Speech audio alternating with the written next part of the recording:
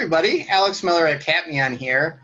You may have seen some of my past videos. I'm trying to probe current data privacy issues. This week I'm blessed to be with the Data Diva, Debbie Reynolds of Debbie Reynolds Consulting. We're going to go into a little bit about some of the GDPR enforcement issues you've seen me talk about in the past. How are you doing today, Debbie? Very well, thank you. This is a very meaty issue, so I'm happy to talk about it. Yeah, there's certainly a lot to say. A really basic place we could get started, people haven't really seen the enforcement, especially contra American big tech, that a lot of people were expecting. Do you have any thoughts about why? What's the kind of story there? Yeah, so I do have a couple of thoughts about that. One is these cases, they are slow, so they go on for many years. It takes a while to get through the system. So at the time the GDPR became a law, the court systems or the EU was still going through a lot of cases that were under the previous data directive.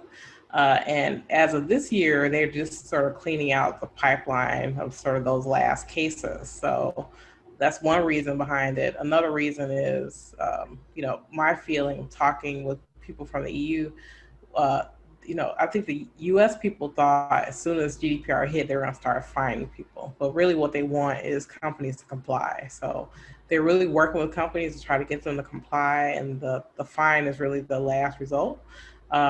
People are really concerned about the fact that they feel that the agencies, the supervising authorities aren't funded well enough to be able to do these investigations and possibly do the fines. And that's like a big issue that is coming up a lot. Yeah, I talked a little bit in the past about, it's the Irish regulator that has to do all of this. Ireland, not a terribly large country, not a terribly long history of being responsible for this kind of thing. It's really interesting you mentioned this prior data privacy law. Is there anything we can learn about cases from that prior regime that are still working their way through the system, about what fines we could expect from GDPR, how the regulators in Europe think about these things? Yeah. So, well, the previous directive isn't that different from GDPR. The GDPR just added a lot of fines and a lot more detail around like data breach notification and things like that. So when people talk about GDPR, they may forget that the EU has had a very strong data privacy regime for over 25 years.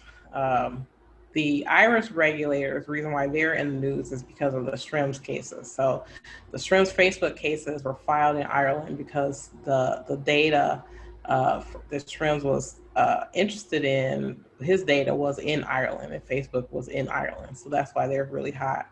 The two countries in the EU that are people look to very closely for any type of fines and things are Germany and France. So they have historically over the years, well over 20 years, have been very more stringent, I believe, in the way that they handle their data privacy laws, because they also have their own national laws that are also have additional hoops that people have to jump through.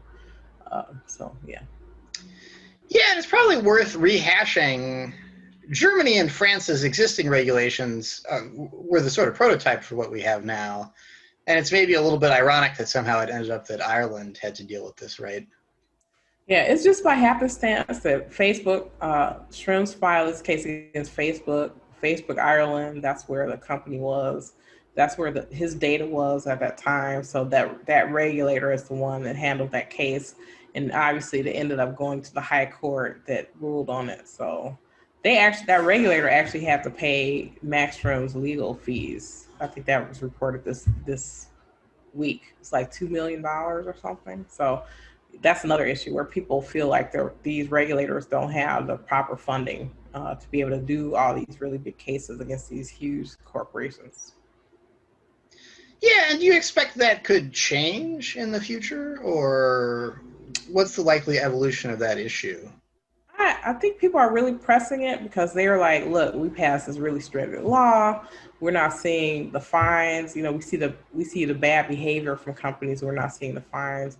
Part of the reason why they have the fines is supposed to be to fund partially these investigations. But if they're not finding people, they're not really getting this. So there was a recent Marriott case, data breach case, where they were fined. I can't remember what the exact fine was. It was several $1,000,000. I would say like 20 something.